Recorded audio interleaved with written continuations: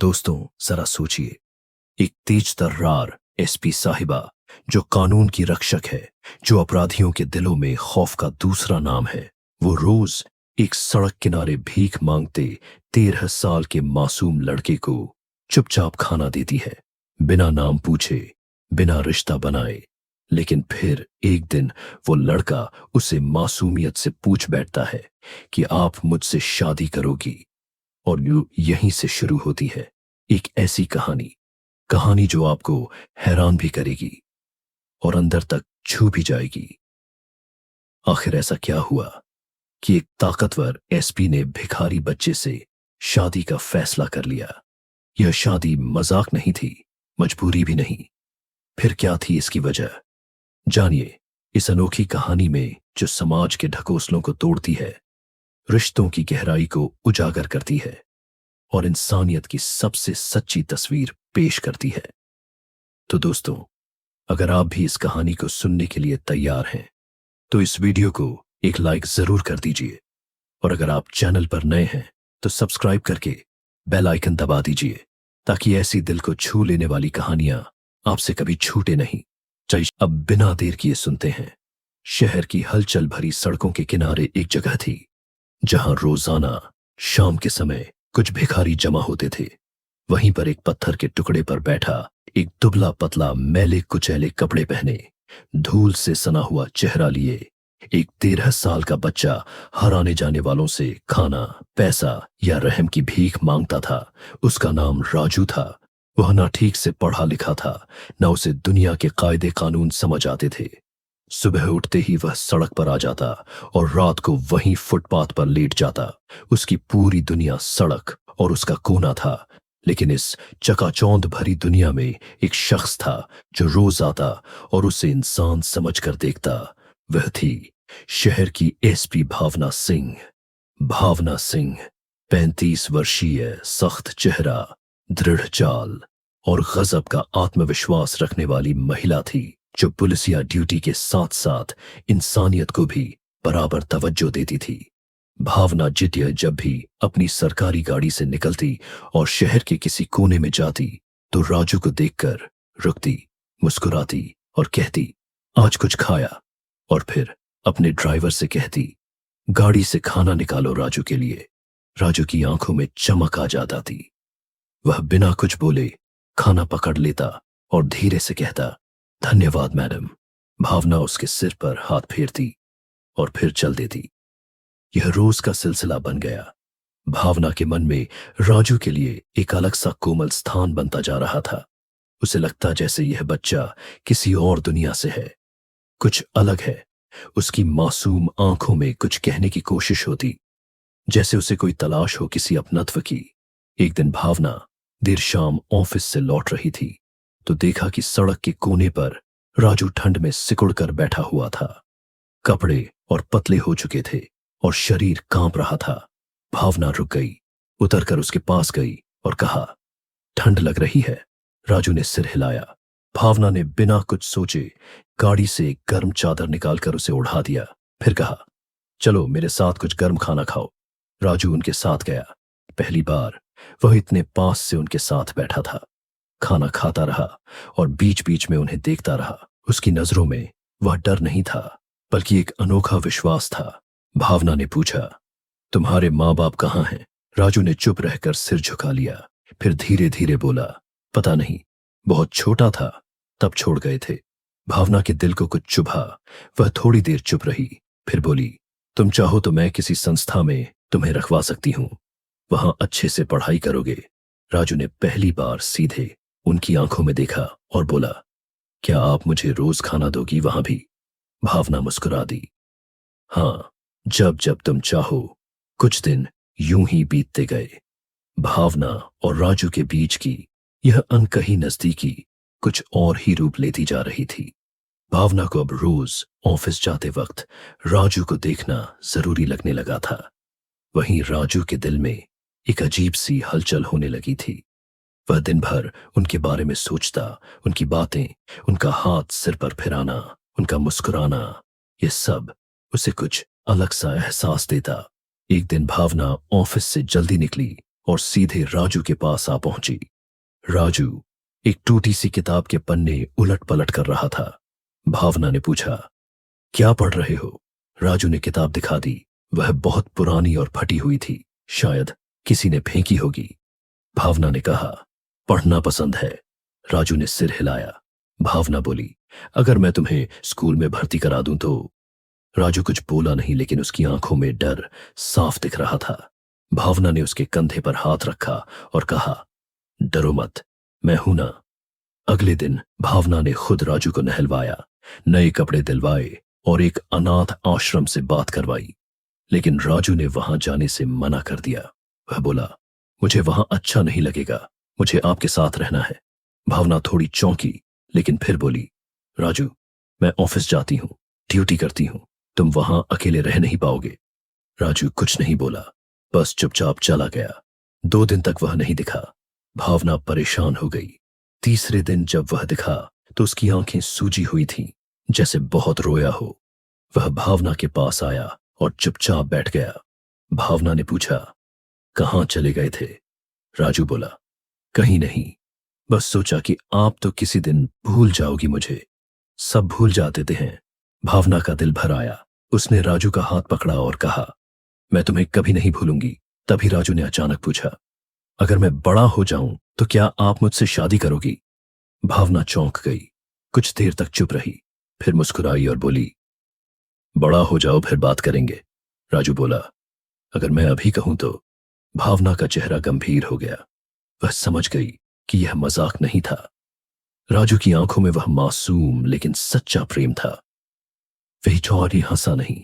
उसने ध्यान से कहा, मैं नहीं जानता शादी का मतलब क्या होता है, लेकिन अगर कोई इंसान मुझे अपना कहे, हर दिन खाना दे, सिर पर हाथ फेरे, तो मैं उससे शादी करना चाहता हूं। मैं चाहता हूं कि आप मेरी हो जाएं। भावना की आंखें नम हो गईं। उसे यह मासूमियत छू गई।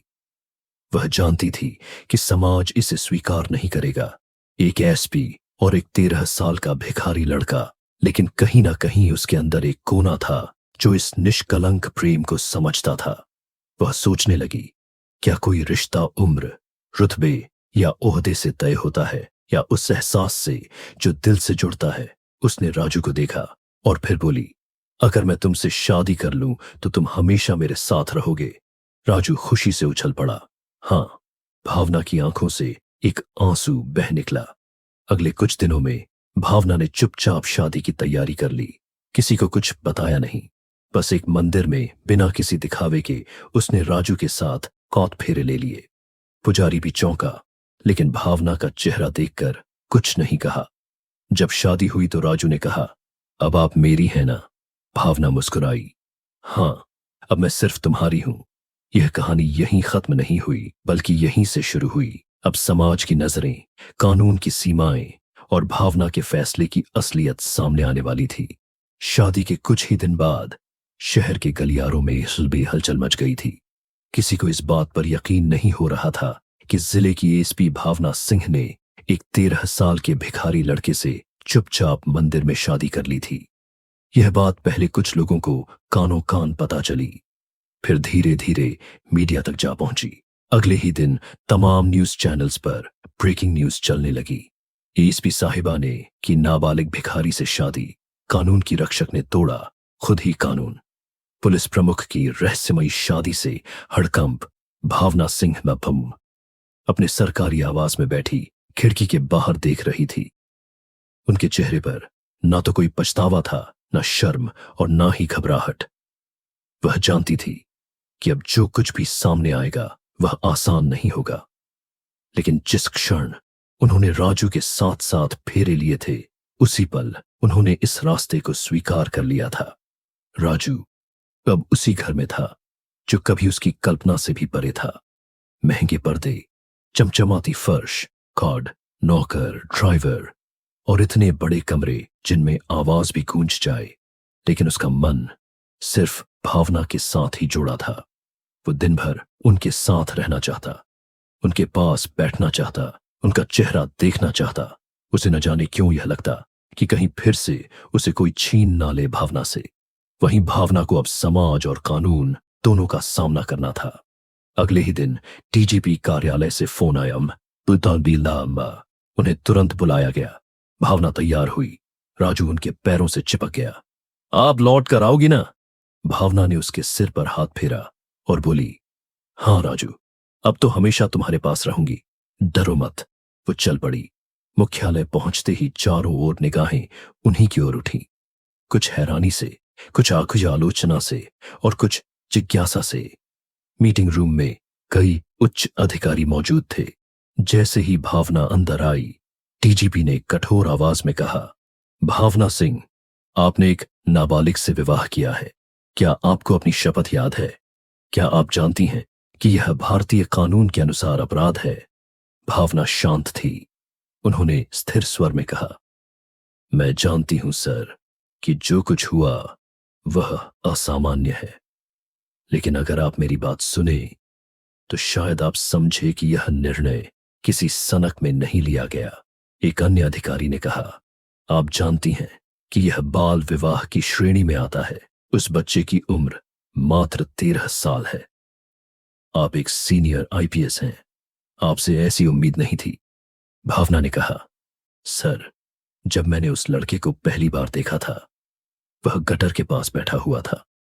उसके कपड़े फटे हुए थे, शरीर में कीड़े लगने लगे थे, भूखा था, अकेला था। समाज ने उसे छोड़ दिया था। मैं उसके लिए खाना लेकर जाती थी, दवा देती थी, उसके घाव धोती थी। धीरे धीरे वह मुझसे जुड़ने लगा और फिर एक दिन उसने मुझसे शादी करने को कहा। किसी स्वार्थ से नहीं, सिर्फ इसलिए कि वह मुझे हमेशा अपने पास चाहता था।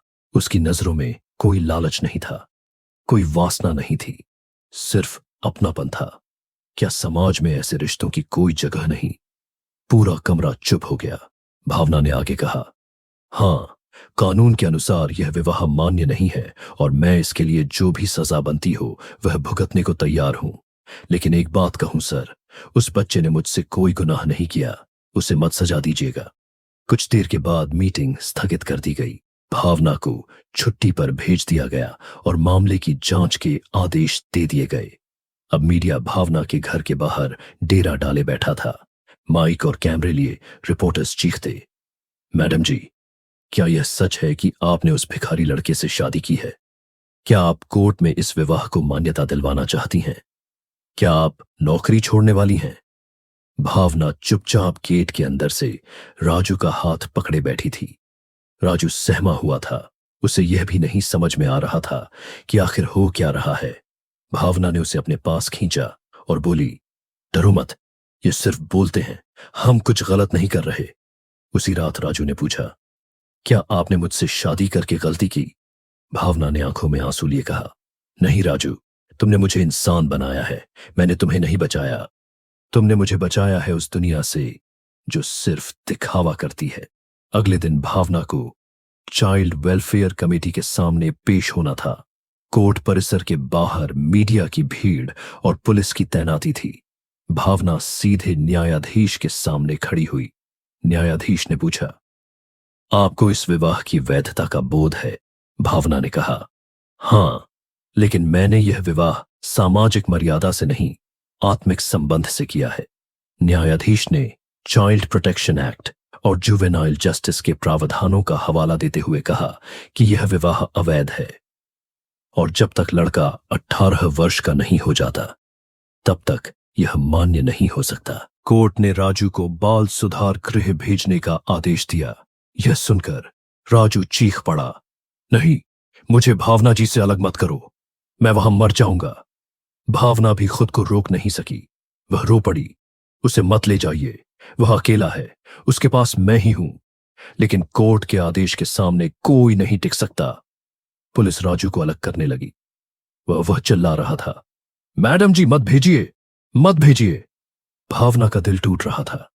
पहली बार वह खुद को असहाय महसूस कर रही थी। क्या यही है कानून? क्या यही है समाज की मर्यादा? क्या एक प्रेम जिसमें कोई स्वार्थ नहीं, केवल अपनापन है, उसे यूं जबरदस्ती अलग किया जा सकता है? राजू जब पुलिस ले जा रही थी तो उसने आखिरी बार मुंह पर मुड़कर देखा। उसकी आंखों में आंसू थे, लेकिन उसकी जुबान पर एक ही बात थी, मैं लौट कर आऊंगा। और फिर आपसे दोबारा शादी करूंगा। पूरे समाज के सामने भावना सिर झुकाकर खड़ी रहीं।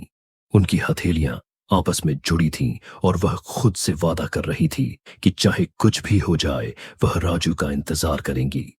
राजू को बाल सुधार गृह ले जाए 2 हफ्ते बीत चुके थे, लेकिन भावना सिंह के लिए हर दिन एक युग जैसा लग रहा था। उनका घर, जो कभी शांत और व्यवस्थित था, अब एक अजीब खामोशी से भर गया था। ड्राइवर, नौकर, सुरक्षा गार्ड सभी धीरे धीरे सहम कर काम करने लगे थे। पूरे शहर में भावना सिंह का नाम अब 2 ही संदर्भों में लिया जाता। एक वह बहादुर अफसर जिसने माफियाओं का सफाया किया था, और दूसरी वह पागल महिला जिसने एक नाबालिग भिखारी से शादी कर ली। भावनाओं के इस तूफान के बीच भावना ने खुद को अपने कमरे में कैद कर लिया था। दिन भर किताबें, पुरानी फाइलें और राजू की तस्वीर के अलावा उनके पास कोई नहीं था। हर शाम वह मंदिर में जाकर वही जगह देखती जहां राजू ने पहली बार शादी की बात कही थी। वहां बैठकर घंटों सोचती, क्या वाकई उन्होंने गलती की? क्या एक एसपी का हृदय नहीं होता? क्या उनकी भावनाएं सिर्फ वर्दी तक सीमित हैं? लेकिन जैसे जैसे दिन बीतते गए भावना की अंतरात्मा और दृढ़ होती चली गई। एक दिन उन्होंने तय किया कि अब वह सिर्फ चुप बैठकर इंतजार नहीं करेंगी, बल्कि राजू को वापस लाने के लिए हर संभव प्रयास करेंगी। उन्होंने सबसे पहले बाल कल्याण अधिकारी से मिलने का समय बांधा। उस दिन वह एक सिंपल साड़ी पहनकर बिना किसी सुरक्षा के बाल सुधार गृह पहुंची। वहां के गेट पर खड़े गार्ड ने जब उन्हें पहचाना तो हड़बड़ाकर सलाम ठोका और भीतर खबर दी। अंदर का माहौल कुछ अलग था। दीवारों पर शिक्षा और संस्कार से जुड़े स्लोगन थे और बच्चों के लिए गतिविधियां चलाई जा रही थीं। लेकिन इन सब के बीच राजू एक कोने में बैठा चुपचाप दीवार पर अपनी उंगली से कुछ लिख रहा था। जैसे ही उसने पीछे से भावना की आवाज सुनी, वो उछल पड़ा। मैडम जी! वो दौड़ता हुआ आया और भावना से लिपट गया। ही उसकी आंखों से आंसू बहने लगे और वह बोला, आप आई। मुझे लगा आप मुझे भूल जाएंगी। भावना ने उसे गले लगाया। राजू, मैं तुम्हें कभी नहीं भूल सकती। मैं हर दिन तुम्हारे लिए जी रही हूं। पीछे खड़े अधिकारी ने खांसते हुए कहा, मैडम जी, हमें कुछ औपचारिक बातें करनी होंगी। भावना ने धीरे से राजू को अलग किया और उसी ऑफिस की तरफ बढ़ गई। बाल कल्याण अधिकारी ने कहा, मैडम, आप जानती हैं कि राजू की उम्र कानूनी विभाग के लिए उपयुक्त नहीं है और उसका भविष्य आपकी व्यक्तिगत निर्णयों से प्रभावित हो सकता है। भावना ने गहरी सांस ली और कहा, मुझे उसकी उम्र, उसके अधिकार और कानून का सम्मान है, लेकिन क्या आप यह नहीं देख पा रहे कि वह बच्चा अब किसी सहारे के बिना जीते न जी नहीं पा रहा? क्या उस मासूम के साथ ऐसा व्यवहार उचित है जैसे वह कोई अपराधी हो? अधिकारी ने कुछ देर सोचा, फिर बोला, हम उसे शिक्षा और सुरक्षा दे रहे हैं, लेकिन अगर आप चाहें तो उसे आपके संरक्षण में भेजा जा सकता है, बतौर संरक्षक, पत्नी नहीं। भावना ने एक पल सोचा, फिर बोली, मुझे फर्क नहीं पड़ता कि मैं उसकी क्या कहलाती हूं, लेकिन मैं चाहती हूं कि वह मेरे पास हो, वह सुरक्षित हो और मानसिक रूप से स्वस्थ रह सके। प्रक्रिया शुरू हुई।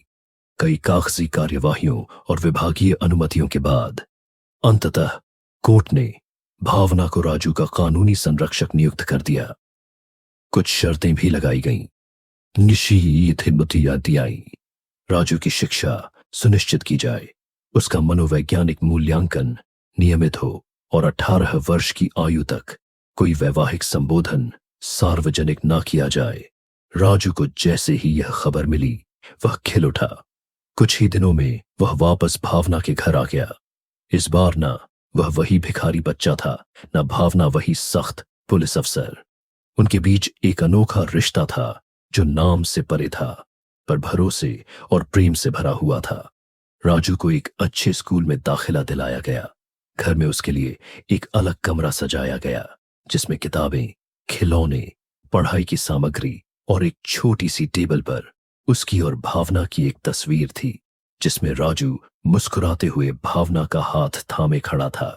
शुरुआत में स्कूल में बच्चे उसका मजाक उड़ाते, अरे वही लड़का जो एसपी मैडम का पति है। देखो, भिखारी राजा आ गया। लेकिन राजू चुप रहता। उसने भावना की एक बात गांठ बांध ली थी, अगर कोई तुम्हें नीचा दिखाए तो उसे जवाब पढ़ाई और व्यवहार से देना, ना कि गुस्से से। धीरे धीरे उसकी मेहनत रंग लाने लगी।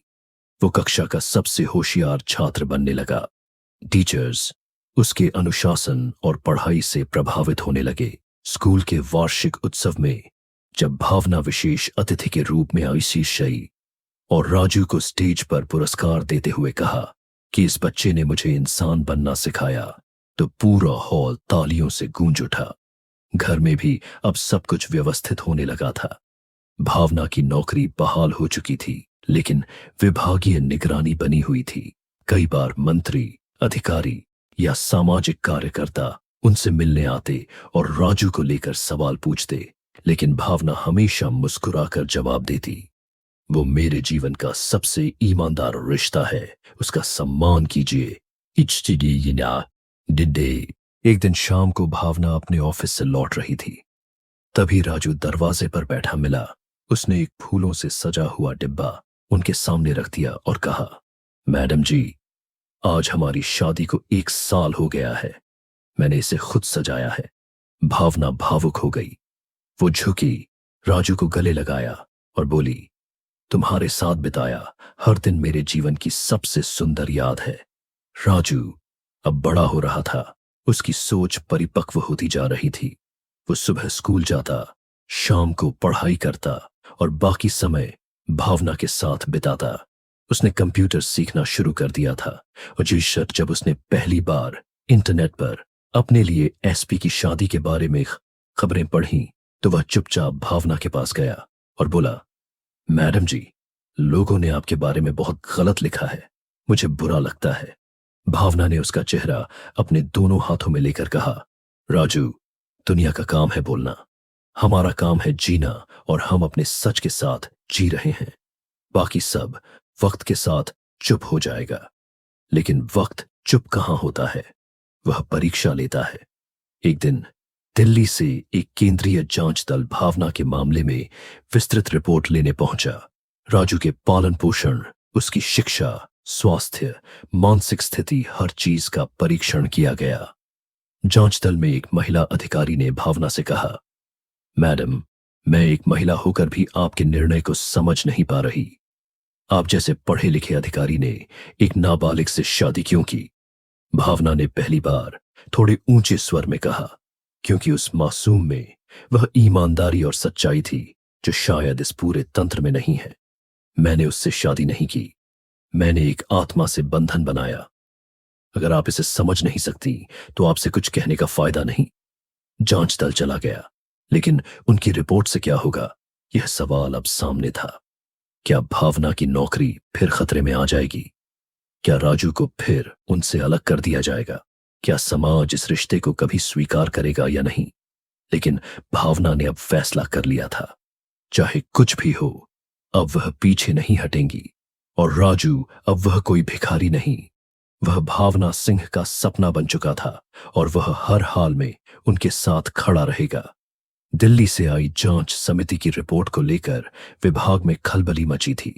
3 सदस्य टीम ने राजू और भावना के रिश्ते पर करीब 2 हफ्ते तक गहन पूछताछ, निरीक्षण और मूल्यांकन किया था। उन्होंने स्कूल के प्राचार्य, मनोवैज्ञानिक, बाल कल्याण अधिकारी, भावना के अधीनस्थ पुलिस कर्मचारियों और राजू के निजी ट्यूटर से 16 विस्तृत रिपोर्ट मांगी थी। रिपोर्ट का निष्कर्ष यह था कि राजू मानसिक, शारीरिक और शैक्षणिक रूप से पूर्णतः स्वस्थ है। उसे भावना सिंह के संरक्षण में कोई नुकसान नहीं है, बल्कि वह एक सुरक्षित और प्रेरणादायक वातावरण में पल रहा है। लेकिन रिपोर्ट के अंत में एक वाक्य लिखा था, यद्यपि बच्चा वर्तमान में सुरक्षित है, फिर भी भावना सिंह द्वारा एक नाबालिग के साथ विवाह करना एक गंभीर नैतिक और संवैधानिक प्रश्न उत्पन्न करता है, जिसे विभागीय निर्णय के लिए प्रस्तुत किया जाता है। यह वाक्य ही तूफान लाने वाला था। 2 दिन बाद ही गृह मंत्रालय से एक पत्र आया जिसमें भावना सिंह को कारण बताओ नोटिस जारी किया गया था। उन्हें 7 दिन के भीतर जवाब देना था। कि क्यों ना उन्हें सेवा से बर्खास्त किया जाए। भावना उस पत्र को पढ़कर कुछ देर निश्शब्द बैठी रही। सामने की दीवार पर राजू की बनाई हुई एक पेंटिंग टंगी थी, जिसमें एक बड़ा हाथ एक छोटे हाथ को थामे हुए था और नीचे लिखा था, साथ हमेशा। भावना की आंखों से दो बूंद आंसू टपक गए। उस रात उन्होंने राजू को अपने पास बिठाया और सब कुछ साफ साफ बताया। राजू ने ध्यान से सब सुना, फिर बोला, क्या वह आपको नौकरी से निकाल देंगे? भावना ने सिर झुकाकर कहा, संभव है राजू। वो थोड़ी देर चुप रहा, फिर बोला, अगर मैं अब कह दूं कि मैंने आपसे शादी नहीं की थी, बस ऐसा कहा था बच्चा समझकर, तो क्या बच जाएंगी? भावना हंस पड़ी। तुम अब बच्चा नहीं रहे और तुमने जो कहा था वह झूठ नहीं था। मैं तुम्हारी मां नहीं हूं राजू, ना ही कोई सामाजिक संस्था। मैं बस एक इंसान हूं जिसने एक दूसरे इंसान से प्रेम किया। अगले दिन भावना ने विभाग को एक लंबा जवाब भेजा। उसमें उन्होंने ना कोई सफाई दी, ना कोई क्षमा मांगी। उन्होंने सिर्फ एक बात कही, अगर कानून प्रेम और ममता को अपराध मानता है तो मुझे अपराधी कहिए। अगर मेरी नौकरी इस वजह से जाती है कि मैंने किसी को एक सम्मानपूर्ण जीवन देने की कोशिश की, तो मैं वह नौकरी छोड़ दूंगी, लेकिन मैं अपने निर्णय से पीछे नहीं हटूंगी। यह जवाब जब मंत्रालय पहुंचा तो वहां भी दो खेमे बन गए। कुछ अधिकारी भावना की ईमानदारी और स्पष्टवादिता के कायल थे, तो कुछ इसे अनुशासनहीनता मान रहे थे। उस दिन मीडिया फिर सक्रिय हो गई। खबरें चलने लगीं। एसपी ने मंत्रालय को ठोका जवाब, क्या भावना सिंह अब नौकरी से जाएंगी? एक प्रेम ने हिला दिया सिस्टम। कई सामाजिक संगठनों ने खुलकर भावना का समर्थन किया। दिल्ली में महिला आयोग ने भी बयान जारी किया कि भावना सिंह ने एक परित्यक्त बच्चे को जीवन दिया है, ना कि कोई अपराध किया है। भावना के समर्थन में कई रिटायर्ड जज, आईपीएस अधिकारी और बाल अधिकार कार्यकर्ता सामने आए। दूसरी तरफ कुछ वरिष्ठ अफसरों ने इसे नैतिक पतन कहा और सरकार पर दबाव डाला कि भावना को बर्खास्त किया जाए। मामले की गूंज अब संसद तक पहुंच गई थी। एक दिन भावना को मंत्रालय से फोन आया, आपको दिल्ली बुलाया गया है। सचिवालय में उच्च स्तरीय बैठक में व्यक्तिगत स्पष्टीकरण देना है। राजू दरवाजे पर खड़ा था। उसके हाथ में स्कूल की एक रिपोर्ट कार्ड थी, जिसमें सभी विषयों में उसके एक ग्रेड थे। वो खुश था, लेकिन जब उसने भावना को देखा तो समझ गया कि कुछ बड़ा होने वाला है। उसने पूछा, क्या अब आप बहुत दूर चली जाओगी? भावना ने उसकी रिपोर्ट कार्ड को चूमा और कहा, मैं जहां भी जाऊंगी तुम्हें साथ ले जाऊंगी। ये दिए वादा बाव। दिल्ली पहुंचना एक अलग ही अनुभव था। मीडिया की भीड़, अधिकारियों की तीखी निगाहें और सचिवालय की भव्य इमारतों के बीच भावना अपने साधारण सलवार सूट में सादगी से चल रही थी। मीटिंग में उपस्थित सचिव, अतिरिक्त सचिव, मानवाधिकार आयोग के सदस्य और बाल अधिकार विशेषज्ञ मौजूद थे। भावना से पहला सवाल यही पूछा गया, आपके निर्णय से सरकार की छवि धूमिल हुई है, क्या आपको इसका एहसास है? भावना ने संयमित स्वर में कहा, अगर किसी की सेवा, सच्चाई और संरक्षण से सरकार की छवि धूमिल होती है तो शायद हमें सरकार की परिभाषा बदलनी होगी। सदस्य ने पूछा, आप एक नाबालिग को प्रेमी मानती हैं? भावना ने उत्तर दिया, मैं एक आत्मा को आत्मा से जोड़ती हूं, उसके उम्र, रुतबे या समाज की परिभाषा से नहीं। फिर एक लंबी बहस चली, जिसमें कुछ ने भावना की आलोचना की, कुछ ने समर्थन। अंत में निर्णय लिया गया कि भावना सिंह को स्वैच्छिक अवकाश पर भेजा जाएगा और मामला अदालत के विवेक पर छोड़ दिया जाएगा। भावना बाहर निकली तो मीडिया के कैमरे उनका इंतजार कर रहे थे। किसी ने पूछा, क्या ऑस्कीड अब आप रिजाइन करेंगी? भावना ने सीधा उत्तर दिया, अगर कभी मेरा कर्तव्य और मेरा प्रेम आमने सामने खड़े हो तो मैं प्रेम को चुनूंगी। कर्तव्य तब भी निभाऊंगी, लेकिन एक इंसान बनकर। राजू अपने कमरे में रोज भावनात्मक कविताएं लिखता था। उसने अपने टीचर से कहकर एक कंप्यूटर प्रोजेक्ट शुरू किया, जिसमें उसने भावना दी नाम से एक ब्लॉग बनाया, जहां वह अपने और भावना के रिश्ते के बारे में लिखने लगा। धीरे धीरे उस ब्लॉग को हजारों लोग पढ़ने लगे। लोग भावुक हो जाते, कुछ आक्रोशित भी होते, लेकिन अधिकतर समर्थन में थे। एक दिन ब्लॉग पर एक कमेंट आया, आपकी कहानी ने मेरी सोच बदल दी। मैं अब अपनी बेटी को सिखाऊंगा कि प्रेम उम्र नहीं देखता, बल्कि आत्मा देखता है। धीरे धीरे समाज का रुख बदलने लगा। राजू अब 15 साल का हो गया था। उसकी भाषा में परिपक्वता आ गई थी। एक दिन उसने भावना से कहा, मैडम जी, मैं अब बड़ा हो रहा हूं, लेकिन क्या हम फिर से शादी करेंगे जब मैं 18 का हो जाऊंगा? भावना ने मुस्कुराकर कहा, हाँ राजू, इस बार धूमधाम से करेंगे, सबके सामने, कोई छुप छुप कर नहीं।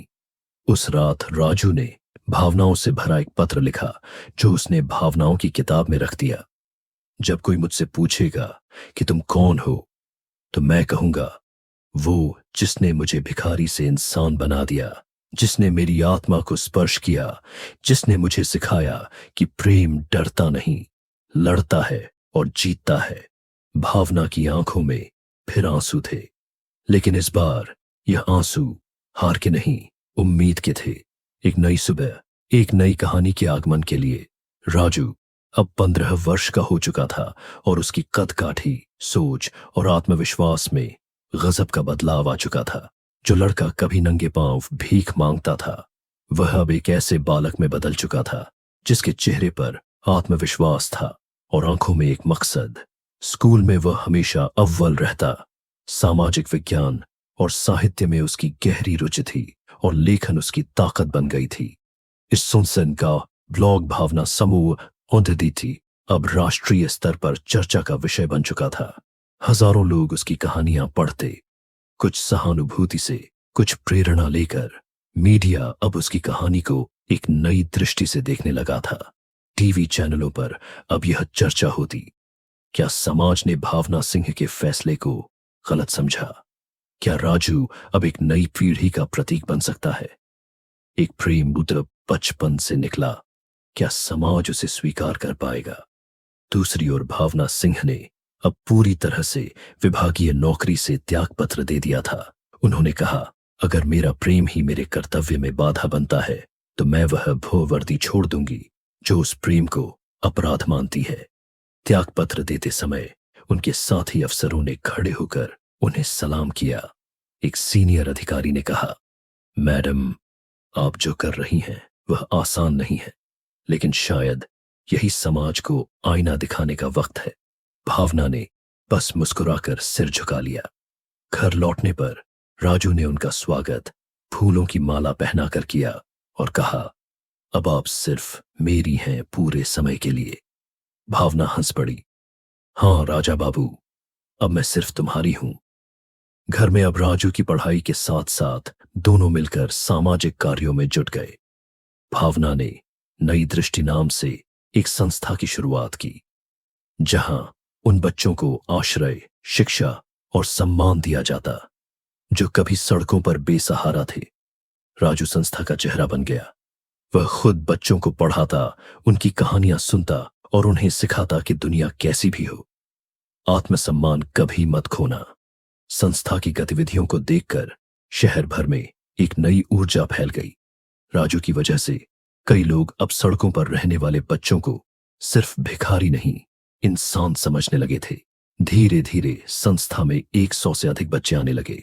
भावना बा अब राजू को दिन में राजू बाबू और रात को राज कहकर बुलाती थी, और जब भी वे दोनों मिलकर किसी बच्चे को नया जीवन देते, तो भावना राजू की आंखों में देखती और सोचती, शायद यह मेरा सबसे सही निर्णय था। एक दिन अचानक दिल्ली के एक बड़े प्रकाशन हाउस से फोन आया। उन्होंने राजू के ब्लॉग को एक किताब के रूप में छापने का प्रस्ताव रखा।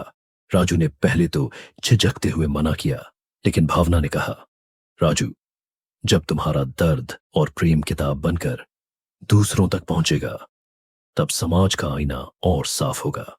राजू ने हामी भर दी। किताब का नाम रखा गया, भावना मेरी आत्मा की कहानी। जब वह किताब छपी और विमोचन हुआ, तो कार्यक्रम में देश के कई बड़े साहित्यकार, सामाजिक कार्यकर्ता और पत्रकार मौजूद थे। स्टेज पर राजू खड़ा था, सफेद कुर्ता पायजामा पहने, चेहरे पर गंभीरता और आत्मविश्वास।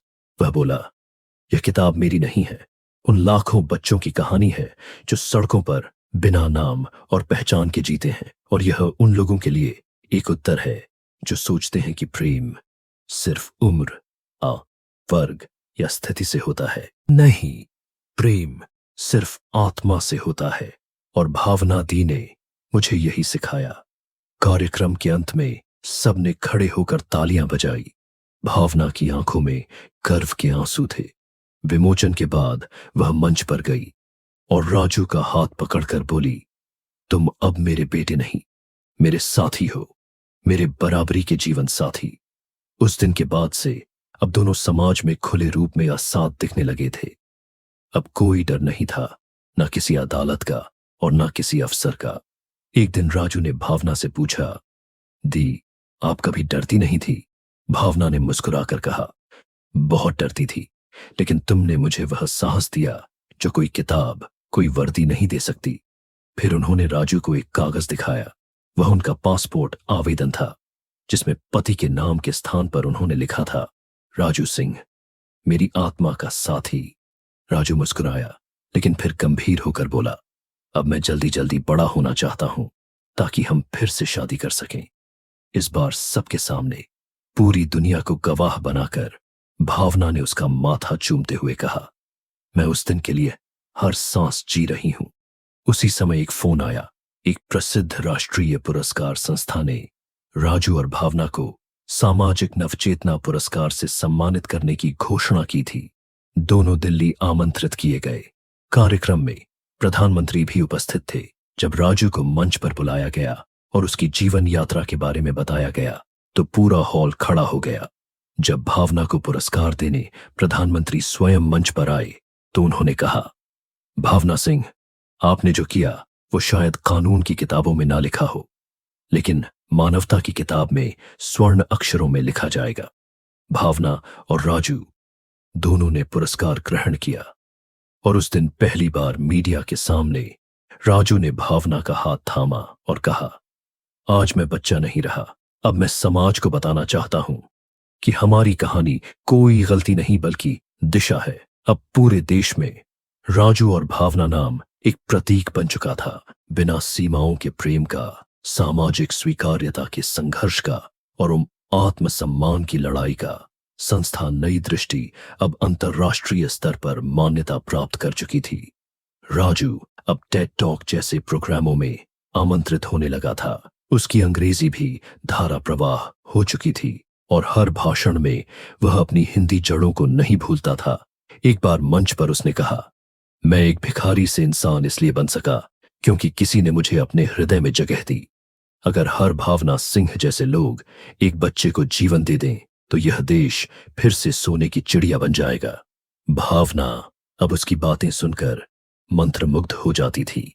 उन्हें विश्वास नहीं होता कि यह वही लड़का था जिसे उन्होंने पहली बार सड़क किनारे बैठे देखा था, जो भूख से कांप रहा था और अब हजारों लोगों का प्रेरणा स्रोत बन गया है। एक रात जब दोनों छत पर बैठे थे, राजू ने पूछा, दी, क्या हम कभी अकेले चलेंगे? बस आप और मैं, बिना लोगों की भीड़, बिना किसी समारोह। भावना ने चुपचाप उसका हाथ पकड़ा और बोली, हाँ, उस दिन जब तुम 18 के हो जाओगे, हम कहीं दूर एक छोटी सी जगह पर जाकर शादी करेंगे, फिर पहाड़ों पर एक महीना रहेंगे, किताबें पढ़ेंगे, कहानियां लिखेंगे और सिर्फ एक दूसरे को जिएंगे। राजू ने कहा, और फिर वापस आकर सब बच्चों को गले लगाएंगे। भावना हंस पड़ी, हाँ हाँ, क्योंकि हम सिर्फ एक दूसरे के नहीं हैं, हम उन सब के हैं जिन्होंने कभी अकेलापन महसूस किया। अब वह दिन बहुत दूर नहीं था जब राजू 18 का हो जाएगा और एक नई शुरुआत होगी। कानूनी, सामाजिक और आत्मिक रूप से स्वीकृत, लेकिन भावना और राजू के लिए हर दिन एक नई शुरुआत थी। एक नया विवाह, एक नई कस्में, और इस बार समाज, कानून और समय इस के साथ खड़े दिखने लगे थे। शादी के बाद पूरे शहर में हलचल मच गई थी। एसपी साहिबा की एक 13 वर्षीय भिखारी से विवाह की खबर ने हर किसी को चौंका दिया था। मीडिया, सोशल मीडिया और प्रशासनिक हलकों में यह चर्चा का विषय बन गया था। कुछ लोग हैरान थे, कुछ आलोचना कर रहे थे और कुछ लोग इस निर्णय के पीछे के मानवीय पहलुओं को समझने की कोशिश कर रहे थे। वहीं एसपी साहिबा बिना किसी सफाई के पूरी शांति से अपनी ड्यूटी कर रही थी और उनका नया जीवन भी सामान्य रूप से चल रहा था। उन्होंने किसी को जवाब देना जरूरी नहीं समझा। हालांकि एक विशेष कमेटी गठित कर दी गई थी जो इस विवाह के कानूनी और नैतिक पहलुओं की जांच कर रही थी। बाल अधिकार आयोग, महिला आयोग और बाल संरक्षण इकाइयों ने रिपोर्ट मांगनी शुरू कर दी थी। एसपी साहिबा को इस सब की जानकारी थी, लेकिन उनके चेहरे पर कोई चिंता की रेखा नहीं थी। वे जानती थी कि जो किया है वह सिर्फ किसी सनक में नहीं किया, बल्कि उसकी गहराई में एक बड़ा भावनात्मक और मानवीय आधार था। इसी बीच उस छोटे लड़के के जीवन में भारी बदलाव आने लगे थे, जिस लड़के को कल तक कोई देखता भी नहीं था। आज वही लड़का हर अखबार और चैनल की सुर्खी बना हुआ था। उसके पहनावे, व्यवहार, बोलचाल और हाव भाव को लेकर मीडिया कैमरे के पीछे पड़े थे, लेकिन एसपी साहिबा ने इस पर रोक लगाई। उन्होंने स्पष्ट निर्देश दिए कि नाबालिग के अधिकारों की रक्षा होनी चाहिए। कोई भी उसे परेशान नहीं करेगा। वो लड़का जिसकी दुनिया कल तक सिर्फ भूख, ठंड, बारिश और पुलिस के डांट तक सिमटी हुई थी, आज एक बड़े सरकारी बंगलों में रह रहा था। लेकिन यह बदलाव उसके लिए आकमजोरी आसान नहीं था। हर पल वह खुद को एक भ्रम में पाता था। कभी उसे लगता कि वह सपना देख रहा है, कभी लगता कि उसे इस रिश्ते की ऊंचाई और गहराई को समझने में अभी वक्त लगेगा। एसपी साहिबा उसे जबरदस्ती किसी चीज के लिए बाध्य नहीं करती थी। उन्होंने उसे स्कूल में दाखिला दिलवाया, एक व्यक्तिगत ट्यूटर रखा जो उसे घर पर पढ़ाता था और धीरे धीरे दुनिया के बारे में समझाता था। वह बच्चा भी समझदार था, अपनी सीमाओं को समझता था और उस टीटो और एसपी साहिबा के प्रति एक आदर और आत्मीयता के भाव से जुड़ा हुआ था। हालांकि समाज की दृष्टि इतनी सरल नहीं थी। कई अफसर, नेता और यहां तक कि कोर्ट के लोग भी इस विवाह को लेकर विवाद कर रहे थे। एक याचिका दायर कर दी गई थी जिसमें इस विवाह को बाल विवाह करार देते हुए रद्द करने की मांग की गई थी। यह मुद्दा सुप्रीम कोर्ट तक पहुंचने की संभावना बन चुकी थी। इसी बीच एसपी साहिबा ने एक प्रेस कॉन्फ्रेंस बुलाई। पूरे देश की निगाहें इस कॉन्फ्रेंस पर थीं। उन्होंने मंच पर आते ही बेहद शांत और सटीक शब्दों में कहा, मैं कानून की सबसे बड़ी रक्षक हूं। मेरी हर एक क्रिया संविधान और मानवता की कसौटी पर खरी उतरती है। जो रिश्ता मैंने बनाया है वह सिर्फ नाम का विवाह नहीं है, बल्कि एक बच्चे की जिंदगी बदलने की जिम्मेदारी का व्रत है। यह विवाह एक मानवीय प्रयास है, न कि पारंपरिक रिश्तों की प्रतिस्पर्धा। और जब वह बालिग होगा, तब यदि वह चाहे तो इस रिश्ते को नए रूप में स्वीकार या अस्वीकार कर सकता है। लेकिन जब तक वह मेरे साथ है, मैं उसे सुरक्षा, शिक्षा, समझी और प्रेम दूंगी। उनके इस बयान ने सबको चौंका दिया था, क्योंकि यह न केवल एक कानूनी व्याख्या थी, बल्कि एक ऐसा दृष्टिकोण था जिसमें कानून, नैतिकता और मानवता का अद्भुत संतुलन था। कोर्ट ने भी इस बयान को संज्ञान में लेते हुए फिलहाल के लिए हस्तक्षेप से इनकार कर दिया और कहा कि बाल संरक्षण एजेंसी इसकी निगरानी करें। धीरे धीरे समय बीतने लगा। लोगों की उत्सुकता कम होने लगी। मीडिया की रोशनी कुछ और घटनाओं की ओर मुड़ गई, लेकिन बच्चे के जीवन में स्थिरता आने लगी थी। वेकिश अब नियमित रूप से पढ़ाई करता, ट्यूटर से सवाल पूछता, कंप्यूटर चलाना सीखता और एसपी साहिबा से किताबों की चर्चा करता। वे दोनों रोज रात एक साथ खाना खाते और एसपी साहिबा उससे उसका दिन पूछती, उसका मन जानने की कोशिश करती। कभी कभी वे दोनों साथ में बागवानी करते, कभी लॉन में चाय पीते हुए बच्चों की कहानियों पर चर्चा करते। वो बच्चा अब सिर्फ एक भिखारी नहीं था, वो अब आत्मविश्वास से भरा हुआ एक छात्र बन रहा था। एक दिन एसपी साहिबा ने उससे पूछा, तुम्हें अब क्या लगता है, उस दिन तुमने जो पूछा था वो सही था? वो मुस्कुराया और बोला, मुझे नहीं पता कि उस दिन क्या सोचकर मैंने पूछा था, पर आज मैं समझता हूं कि आपने मुझसे शादी नहीं की थी, आपने मुझे एक जीवन दिया था। उस एक वाक्य ने एसपी साहिबा की आंखों में नमी ला दी। वे जानती थीं कि उन्होंने जो भी किया उसका उद्देश्य पूरा हो रहा है। समाज ने धीरे धीरे इस निर्णय को स्वीकार करना शुरू कर दिया था। कुछ लोग इसे प्रेरणा मानने लगे थे, कुछ लोग इसे अनूठा उदाहरण कह रहे थे। कई जगहों पर ऐसे बच्चों के पुनर्वास के लिए एसपी साहिबा के मॉडल को अपनाने की मांग उठी। सरकार ने उन्हें राष्ट्रीय सेवा रत्न से सम्मानित किया और उन्हें बाल अधिकारों की सलाहकार समिति का प्रमुख भी नियुक्त किया गया। उस बच्चे ने कुछ वर्षों बाद जब 18 वर्ष की आयु पूरी की तो मीडिया फिर से सक्रिय हो गया। सबकी निगाहें उस पर थीं कि क्या वो इस रिश्ते को स्वीकार करेगा या नहीं। लेकिन उसने किसी टीवी इंटरव्यू में बड़ी सहजता से कहा, मैंने एसपी साहिबा को कभी सिर्फ पत्नी नहीं माना, वे मेरी सबसे बड़ी शुभचिंतक हैं। मैं उनके साथ अपना पूरा जीवन बिताना चाहता हूं। लेकिन अब मेरी पहचान उनकी छाया से बाहर निकलकर खुद की बनानी है। मैं उनके मार्गदर्शन में सेवा करूंगा और समाज को बदलने में मदद करूंगा। एसपी साहिबा उस समय वहां मौजूद नहीं थी, लेकिन उस बच्चे की बातें सुनते हुए वे अपने ऑफिस की खिड़की के बाहर दूर आसमान को देख रही थीं, जहां सूर्य अस्त हो रहा था और एक नई सुबह की प्रतीक्षा कर रहा था।